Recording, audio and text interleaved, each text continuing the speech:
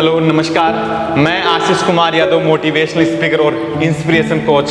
आज हम एक ऐसे इंसान की जर्नी को इस वीडियो में आप लोगों के सामने प्रेजेंट करने वाले हैं जिनकी लाइफ में बहुत सारा उतार चढ़ाव रहा, कुछ उनकी खट्टी मीठी यादें रही, जो राजनीति के क्षेत्र में काफ़ी आगे तक रहे हैं और जो आज भी अपने ग्रामीण परिवेश से रहते हुए समाज के लिए बहुत अच्छा काम कर रहे हैं। लेकिन राजनीति की एक सबसे बड़ी चीज़ जो हमें समझना ज़रूरी है कि आपको इस फील्ड में अमृत के साथ आपको जहर भी पीना पड़ता है। मतलब आपको उन चीज़ों का भी फेस करना पड़ता है जो आप समाज के लिए कुछ अच्छा करते हैं, लेकिन कुछ लोगों की नज़र में कभी कभार आप गलत ठहराते हैं। तो वो सब चीज़ें होती है, लेकिन उनकी लाइफ में कुछ ऐसी बेहतरीन चीज़ें जो हमें सीखने को मिलेगी।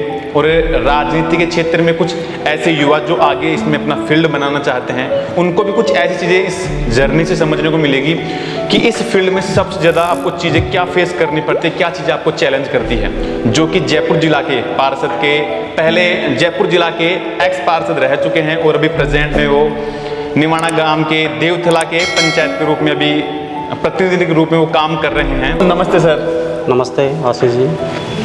हम YouTube पे लोगों की जर्नी समझते हैं और उनकी लाइफ के कुछ ऐसे पॉइंट जो हमें भी कुछ ऐसा एक मोटिव देते हैं, जो नए यूथ को और मुझे पर्सनली काफ़ी आगे तक लेकर के जाने का काम करते हैं। क्योंकि हर इंसान की लाइफ में देखो कुछ चीज़ें ऐसी होती है, कुछ सकारात्मक होती है, कुछ नेगेटिव भी होती है। तो आदमी फिर भी उनसे लड़ करके कुछ ऐसा अचीव करता है जो हर एक इंसान उस पद पे जाना चाहता है।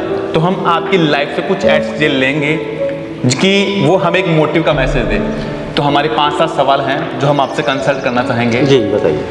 तो सबसे पहला हमारा सवाल यह है कि आपकी लाइफ की जो जर्नी है वो कहाँ से शुरू हुई, किस समाज से आप निकले, आपकी एजुकेशन लाइन, फिर आपने कॉलेज किया, जो आप हमें बताइए सर। देखिए आशीष जी, मैं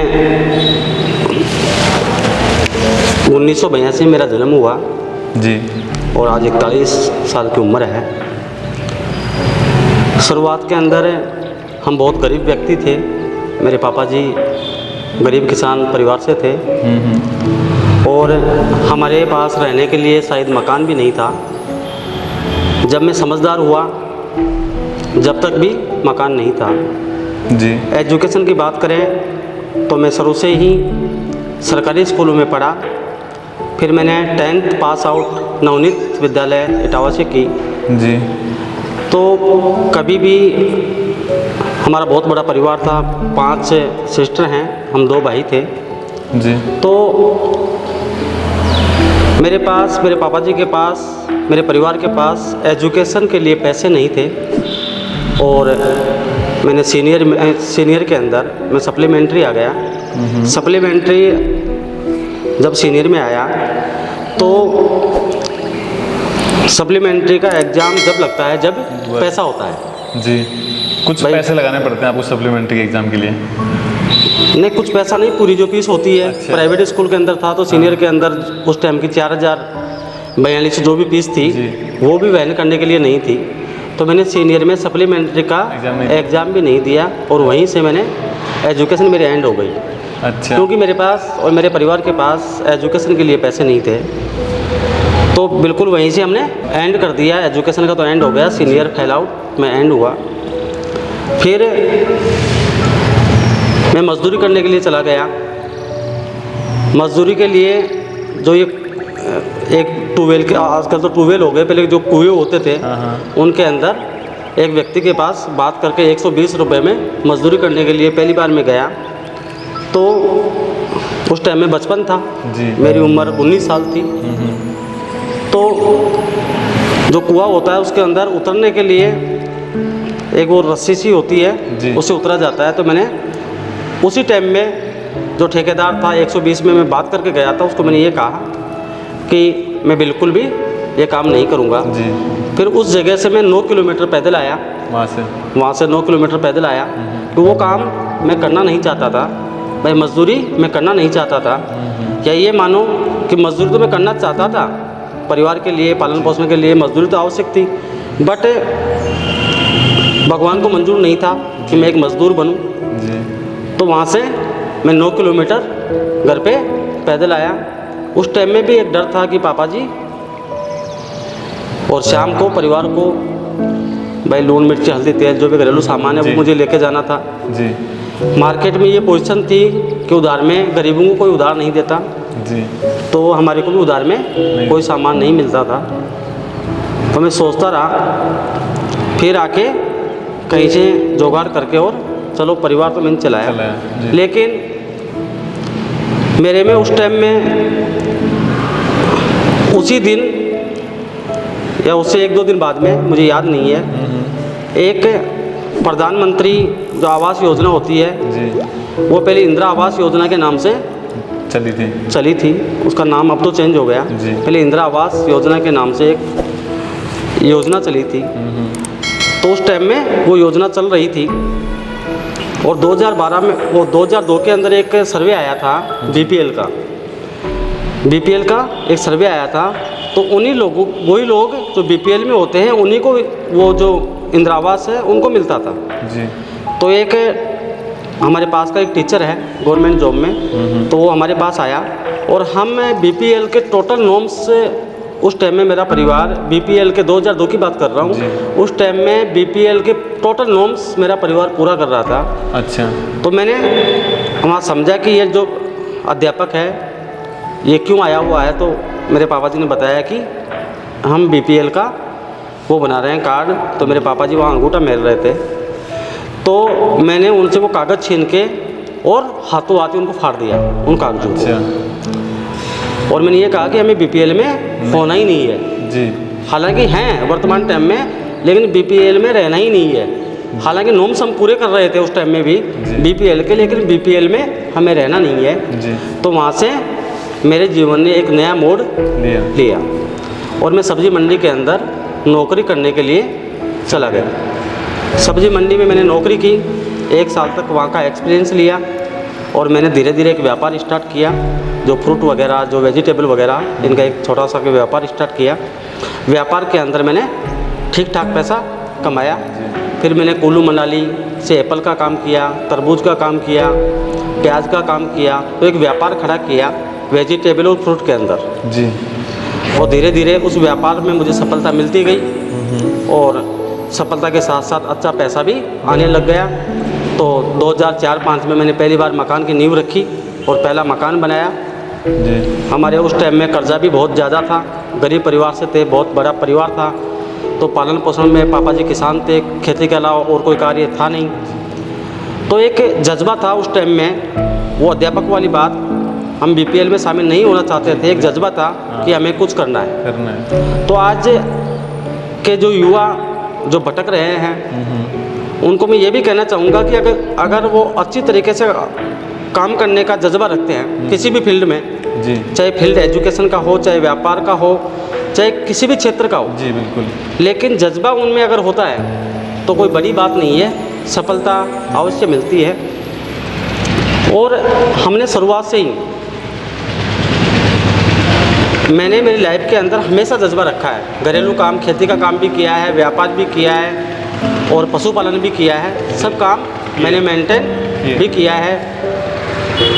देहात के अंदर, गाँवों के अंदर, हमारे गाँवों के अंदर अक्सर क्या होता है कि पशुपालन और खेती 2 ही कमाई के साधन हैं, लेकिन इसमें एक्चुअल में कमाई नहीं होती है। अच्छा। जो मैनेज करता है, सही सिस्टम से मैनेज करता है खेती और पशुपालन को, वो तो 2 पैसे कमा लेता है, वरना अधिकांश परिवार खेती में और पशुपालन में पैसा नहीं कमाता। ये मैंने देखा है कि हम भी नहीं कमाते थे। जी। तो ये तो एक कोई व्यापार नहीं कह सकते इसको तो जी। लेकिन आज के युवाओं को हालांकि खेती करनी चाहिए, पशुपालन भी करना चाहिए, भाई दूध वगैरह और अनाज वगैरह पैदा करना चाहिए।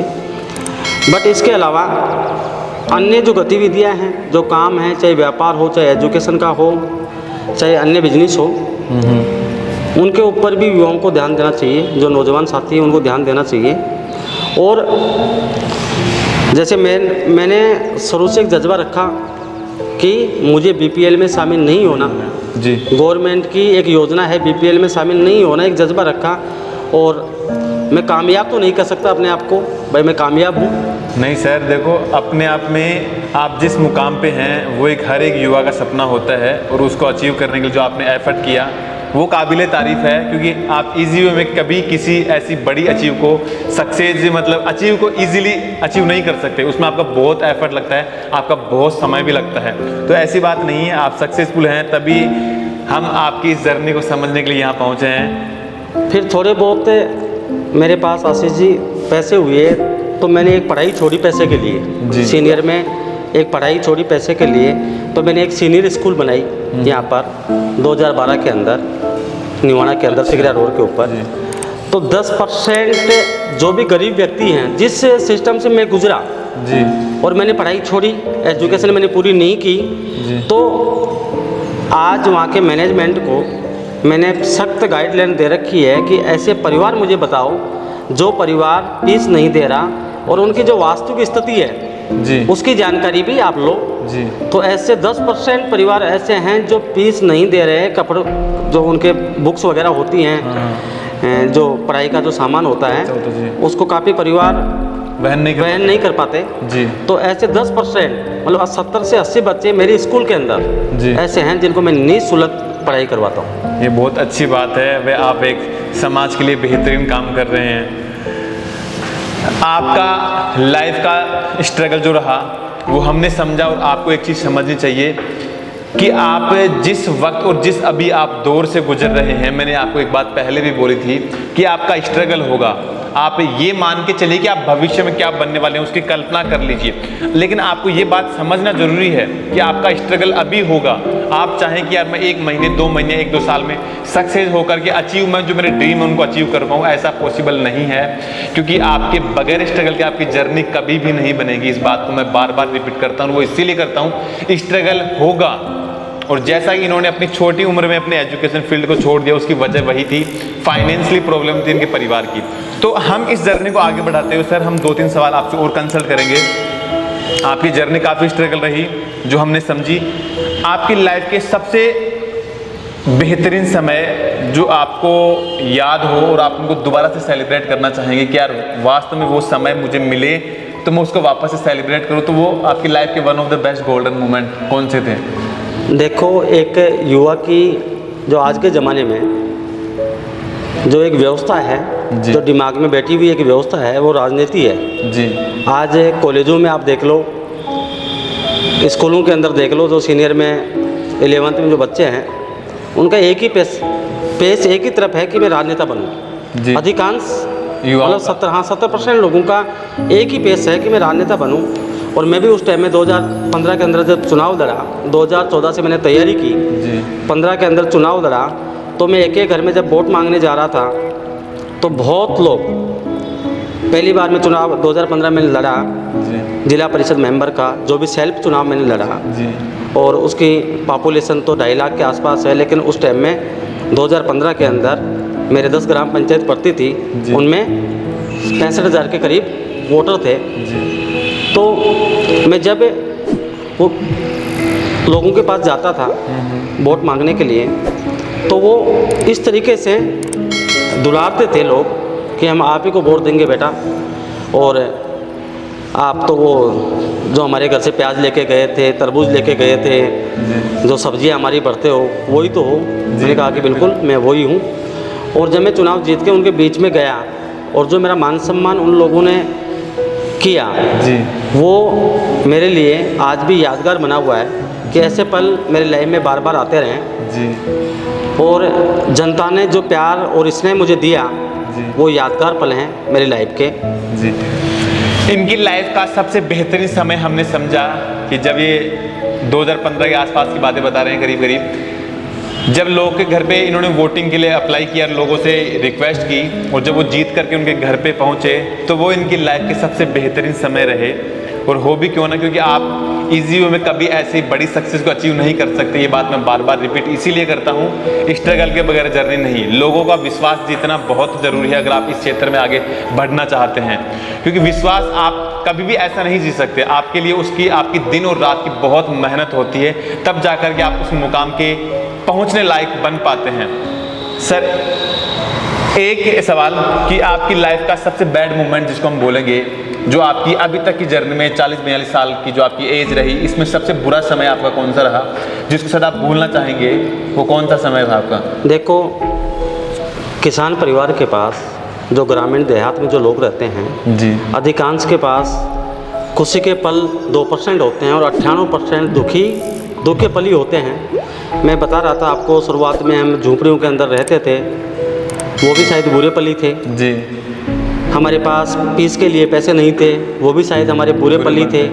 हमारे पास पशुधन लाने के लिए पैसा नहीं था, वो भी हमारे बुरे पल ही थे। अभी 2000 थोड़े दिनों पहले मेरे भाई की डेथ हो गई, वो मेरे लाइफ का सबसे बुरा समय, बहुत बुरा समय था भाई। 2017 के अंदर मेरे भाई की डेथ हो गई स्कूल में जाते समय, तो मेरी लाइफ एक्सीडेंट से हो गई। लालचंद नाम था भाई का, छोटा भाई था। अच्छा, तो उनके एक्सीडेंट में डेथ हो गई, वो मेरी लाइफ का सबसे बुरा पल था। एक चीज़ हमें समझनी बहुत ज़रूरी है और ईश्वर से मेरी हमेशा कंप्लेन रहेगी। इस पे देखो, किसी का कंट्रोल नहीं है, इस बात को हम मानते हैं, लेकिन ईश्वर से हम गुहार लगा सकते हैं, उनसे प्रार्थना कर सकते हैं कि कभी भी ऐसा किसी के साथ नहीं होना चाहिए। और जैसा कि लगभग ये शायद हमारा 13वां या 14वां इंटरव्यू होगा और अभी तक की जर्नी में करीब हमारा ये तीसरा इंटरव्यू ऐसा होगा जिसमें परिवार में एक ऐसा समय आया जब उनके परिवार का एक अहम हिस्सा टूट गया। वो ऐसा नहीं होना चाहिए, लेकिन देखो, मैं बोलता हूँ कि ईश्वर के आगे किसी का जोर नहीं चलता, उनके आगे हम कुछ कर भी नहीं सकते और जैसी ऊपर वाले की इच्छा होती है हमें उसको तहे दिल से स्वीकार भी करना पड़ता है। अब सर एक सवाल और, कि आपको आपके राजनीति के क्षेत्र में, जैसे कि कई युवाओं को, जैसे आपने आंसर तो दिया था, बट मैं इसको थोड़ा डीपली लेना चाहूँगा। बहुत सारे ऐसे युवा हैं जो राजनीति के फील्ड में जाना चाहते हैं, तो आप जैसे इस क्षेत्र से काफ़ी टाइम से जुड़े हुए हैं, तो इसमें आपको सबसे बड़ा चैलेंज क्या, कौन सी चीज़ करती है इस फील्ड में आपको कंटिन्यूसली जुड़े रहने के लिए? कौन सी सबसे बुरी चीज़ है जो आपको चैलेंज करती है इस फील्ड में? देखो आशीष जी, राजनीति के अंदर राजनीति को समय चाहिए जी, सबसे ज़्यादा। और राजनीति के अंदर एक गांव के अंदर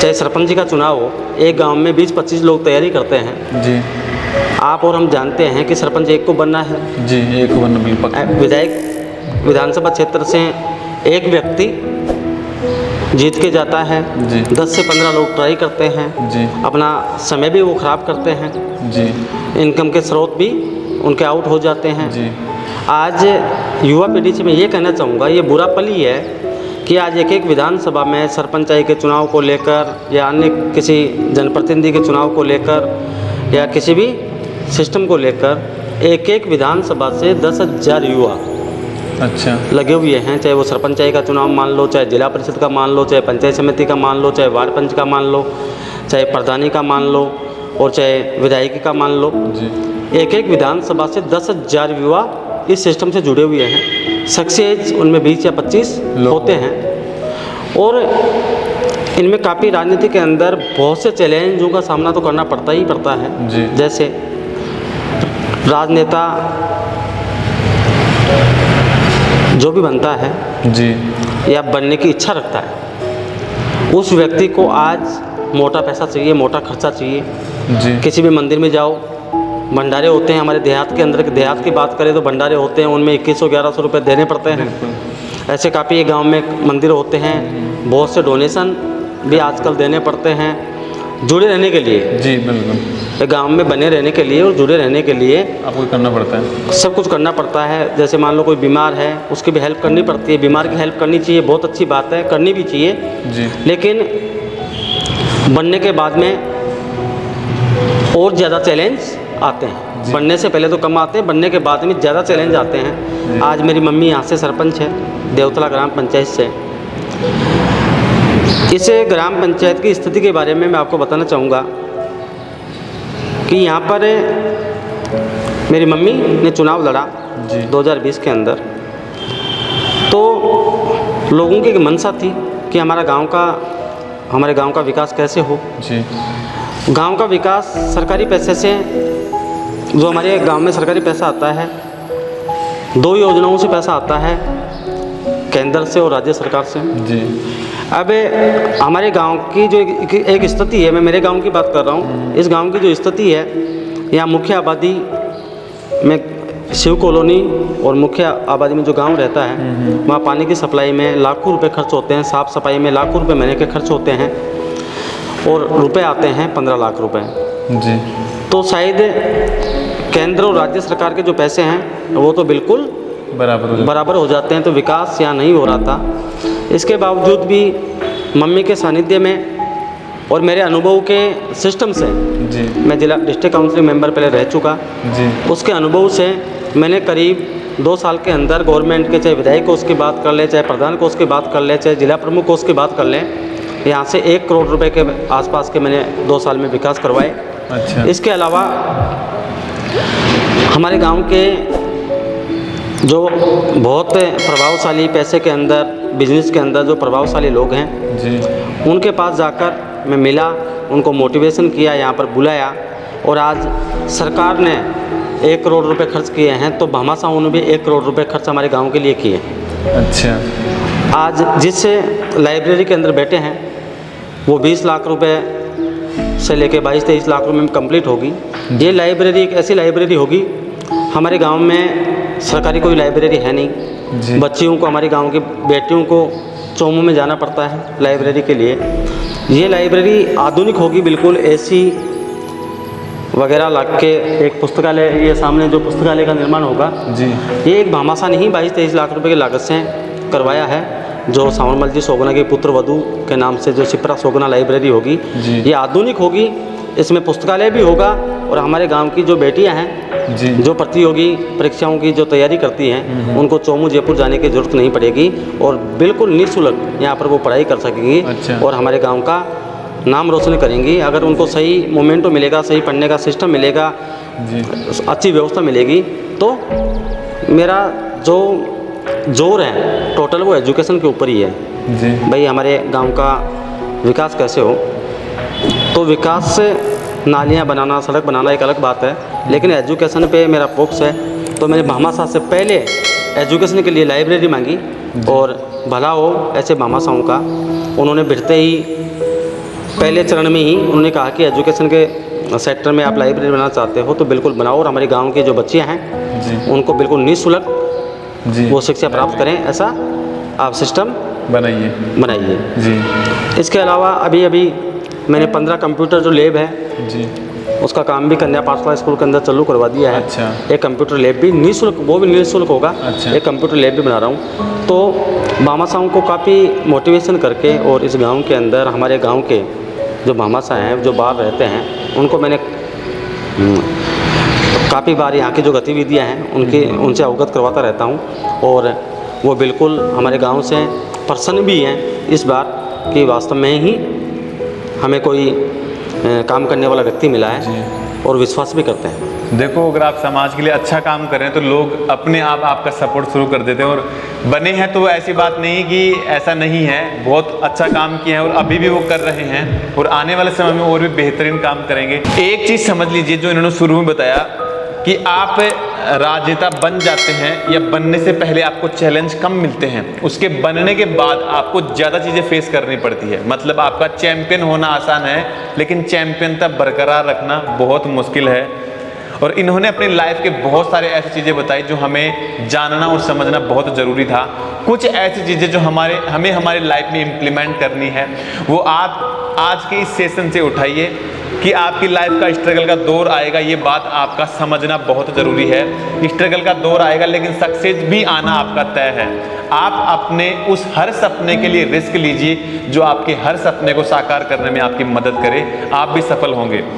सर, एक चीज़ जो सबसे बेहतरीन हम आज के इस सेशन को कंप्लीट करना चाहेंगे कि आपकी लाइफ का पूरा निचोड़ से एक आप ऐसी बात बताइए युवा को जिससे वो अपनी लाइफ को एक सही डायरेक्शन में लेकर के जा सके और फ्यूचर में कुछ भी जो अचीव करे वो उस सही डायरेक्शन के जाते, मतलब डायरेक्शन में होते हुए अपनी लाइफ को सही दिशा में लेकर के जाए। तो एक लास्ट मैसेज आपकी पूरी लाइफ के निचोड़ से बताइए सर। देखिए आशीष जी, मैं आज के जो हमारे युवा साथी हैं उनको यही कहना चाहूँगा कि वो एजुकेशन के सेक्टर में अगर हैं, एजुकेशन के सेक्टर में हैं तो अपनी फुल तैयारी, पूरा फोकस एजुकेशन पे रखें जी। अगर राजनीति के अंदर हैं तो अपना पूरा फोकस राजनीति के अंदर रखें। अगर वो व्यापार के अंदर हैं, किसी भी प्रकार का व्यापार है तो पूरा फोकस आप वहीं पे केंद्रित करें। तो शायद कोई ना कोई रिजल्ट निकल के आएगा।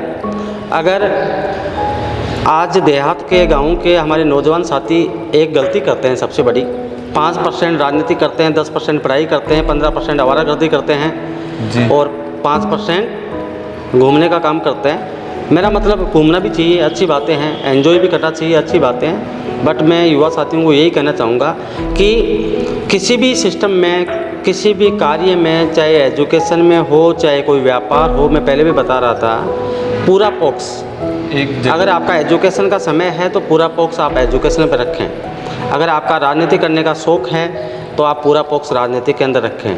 अगर आपका आप व्यापार करना चाहते हैं तो पूरा फोकस व्यापार के अंदर रखें। मैंने मेरी लाइफ के अंदर, छोटी सी लाइफ के अंदर 15 साल तक आज भी मैं व्यापार करता हूँ। व्यापार को मैंने छोड़ा नहीं है, लेकिन पूरा फोकस मेरा व्यापार था जी। और आज मैं थोड़ा बहुत, अगर आप सक्सेस मानते हो, थोड़ा बहुत मुझे सक्सेस मानते हो, तो मैं केवल व्यापार से ही सक्सेस हुआ हूँ। अच्छा।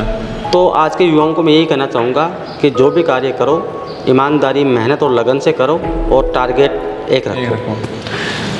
समझिए, और बहुत सारी चीज़ें हैं जो आप इस सेशन से उठा सकते हैं। और इन्होंने एक बहुत ज़बरदस्त बात बताई आपको कि आप जिस फील्ड में जाना चाहते हैं वो आपका माइंडसेट क्लियर होना बहुत ज़रूरी है। अगर आपके सामने 5 रास्ते हैं और आपको सिर्फ जाना एक में है, तभी आप सफल होने के चैंपियन के हकदार हैं। अगर आप 5 रास्तों पे जाने की सोचेंगे तो कहीं ना कहीं आप भटकेंगे जरूर। अगर आप किसी भी फील्ड में जाना चाहते हैं उसमें आपका माइंड शार्प होना चाहिए। वो बात आपने इनके द्वारा बोली गई बात से समझी। इस पूरे सेशन से कौन सी बेहतर बात आपको सबसे बेहतर इंस्पायर कर पाई, आप हमें कमेंट बॉक्स में ज़रूर लिखिए, और जिससे आने वाले सेशन में हम और भी बेहतर चीज़ें आपको प्रेजेंट कर सकें। नए हो तो चैनल को सब्सक्राइब कर दीजिए, जिससे आने वाली वीडियो की नोटिफिकेशन मिल पाए। सर धन्यवाद, आपका दिल से शुक्रिया, आपने समय निकाल के हमें इस सेशन के लिए समय दिया। थैंक यू सर, धन्यवाद। धन्यवाद।